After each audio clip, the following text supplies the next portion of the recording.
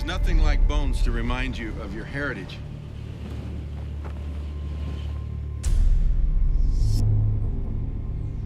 And that's why I like bringing people up here, because it reminds us of our own mortality. It reminds us that we are in a relay race. We're in a generational relay race. And they understood that.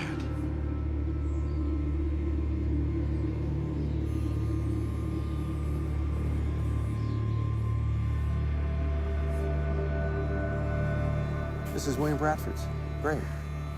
That's him. He's the governor for 30 years of the Pilgrim colony, who lost his wife the first winter, who fell off the back of the Mayflower. She was the first one to die.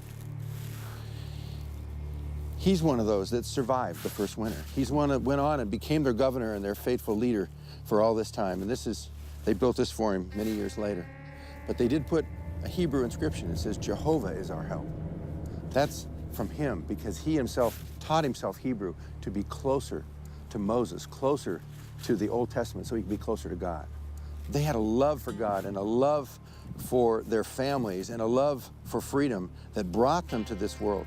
And William Bradford exemplifies that. I wish they had left us some kind of a training manual, some kind of a secret sauce recipe card that we could pick up and go, all right, here's what it is, here's what we do. What do we do? How do we get back to that? Now, when the children of Israel going into the Promised Land, they crossed the Jordan River, and God stood it on in, and they walked across. And before the waters stopped parting, God told them to take 12 stones from the bottom of the river and put it up on the top of Mount Gilgal and make a monument, so that when your children ask, what are these stones, you'll be able to tell them, this is where God parted the sea. And that's what the Pilgrims left us. They left us a monument that not only gives tribute to what was accomplished here, but it gives us a specific strategy, a breakout of a blueprint of, if we would ever forget what made America great, what made us free, we can go back and follow that strategy, and it's right up on a hill a half mile from here. Right here? Right here.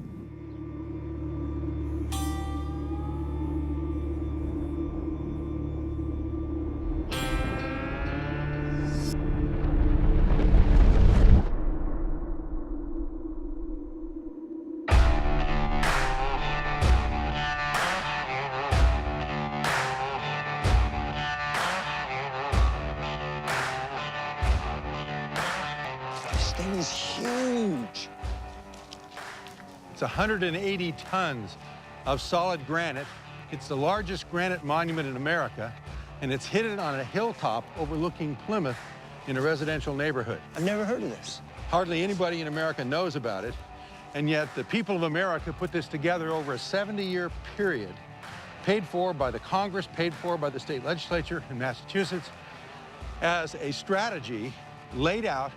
We call it the Matrix of Liberty, that was given to us by the forefathers, by the Pilgrims. And those 130 years ago, when they built this, wanted to leave this behind for us, so that if we would ever forget how liberty is built, we would know what to do to regain it. This is how they did it. This is how they did it. Now, if somebody else wants to try another way, which is what's happening today in America, we're trying 1,000 ways to turn America around, but this is the way it was done. This is it. The only successful strategy of liberty that has ever been carried out in the history of mankind. Well, let's walk through it. And let's take this strategy apart. What does this mean? What are they trying to tell us here? So where do you start? Her name is Faith. It says so right there. And she is pointing her finger to heaven. Why? For God is. For God is, because her faith is in the God of the Bible, in Jesus Christ. They knew that the only faith that could bring true liberty was a faith in the one true God and his Bible. And you see a Bible there, an open Bible. It's a Geneva Bible. The pages are opened up, which meant that they read it. And as they read it, and as they had faith in God, he gave them wisdom. That's why you see the star on her forehead. She's given wisdom to know how to live in this world. And all of the rest of these statues, each one weighing almost 20 tons, is tied to faith, because without faith, it falls apart. And that's the beginning of it all. Where do we go from there? From here, you need to go to character or morality, and you'll notice... Because that's the internal liberty. That is the internal liberty, which is the beginning of all freedom. She is called morality. Notice that she has no eyes. That is on purpose because she's looking internal character, the transformation of the heart first, and then that brings external transformation. And notice that she has the 10 Commandments in her left hand and the scroll of Revelation in the right. What would that signify? The Bible. Exactly. That if you want to have morality, there has to be a standard, and more than that, there has to be an internal transformation. This is speaking of the need to internalize and allow God to change our hearts and our minds first. Because in England, you had top-down morality imposed on people. Do this, do that. You're moralizing people, but you're saying their morality started in the heart. In the heart. It had to be changed here. They realized Inside. Just because you said you were a member of a church, like the Church of England, didn't make you a Christian. And you see this over on the side. The side statues give an explanation of what the meaning of this is for us. That's why we need the evangelist. You see the evangel here writing down the Gospels. And there's a need for evangelists. Why? Because we need to have the gospel of the great liberating gospel of Christ that says he came to set us free. First. So this is completely contrary to the way the rest of the world had done it up to this point. The Pilgrims are saying that morality starts internally with the gospel. The evangelist has to preach the message that transforms the heart, and then you want to do what's right, rather than being forced to do what's right from the king who tells you what good and bad is. That's it. Okay, what's next? What's next is, and you see the development of it, if you want to have a free civilization, you need to have a civil authority or civil law that will give a base for that freedom. In other words, you've got to have some degree of order in society. And that order, as you see here, is built upon law. The principles of God's law then are related into the civil law. And that's what we see here in his left hand. We also see his hand, his right hand is extended in mercy. Mercy toward those that he's dealing justice with. Why? Because this form of law has a degree of equity in it. And you see this in the side statues where... Can we go see? Yeah. Justice. She's holding the scales of justice with justice and equity, which means that, you know, when a crime is committed, it should be cared for in terms of its punishment, the same for the rich and for the poor and for everyone else. There should be equality under the law. On the other side, we notice that this form of law is different than the laws of so many nations that are built on tyrants, that are built on, if the Aztecs wanted to cut your heart out, they just cut your heart out. Here, mercy. Mercy built upon the base that he offers us, mercy and grace, along with law. And in this form of law, there is that tremendous mercy. So you have to start with faith. Faith in the true God, that produces the internal morality of the heart. You have a standard by which to judge what good and bad is, and then you create a moral system of law to have a basis for a free and just society that can mete out justice when crimes are committed, but also extend mercy to people and show them grace. And then that gives you the freedom. Once you have a society that's built like this, now you have a civility in society. Now you can educate your children.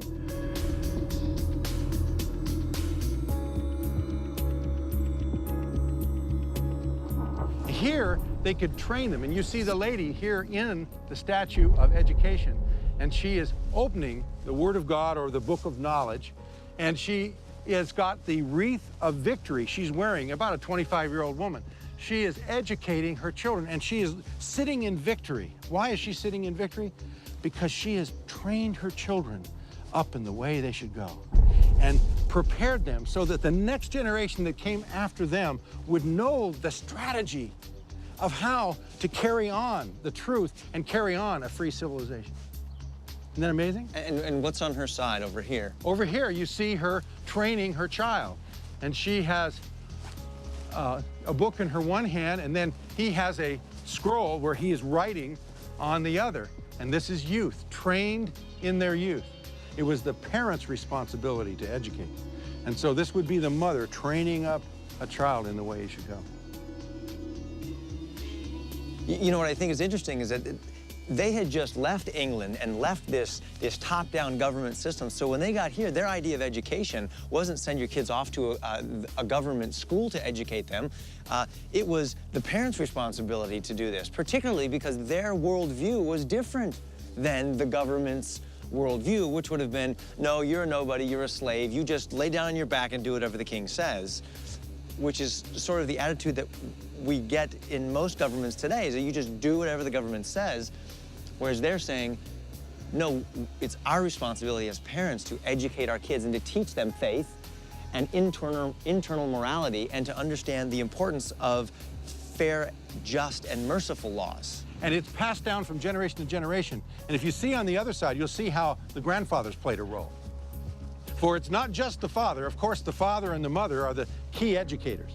But the key is the hoary heads. Those are the older ones who also have a role. Because you see the guy with the beard here, he's the old guy. And what do you see his left hand pointing to? There's a book, and it looks like you've got the 10 Commandments again. 10 Commandments and an open Bible, okay? And so he, being older and wiser, he knows the commandments, he knows the Word of God, and then he is pointing to that, and then on the other side, what do you see of him? That's the world. The world, right. So he is teaching the younger generation, both his daughter and his grandchildren, how the world works from a biblical perspective. And all of this leads to something, Kirk, and that's, you see the strategy building from the internal to the external, to the law, to education, to pass it on to the next generation. And what are they passing on? They're passing on liberty. And this is what is the result of living out that strategy. And his name is liberty.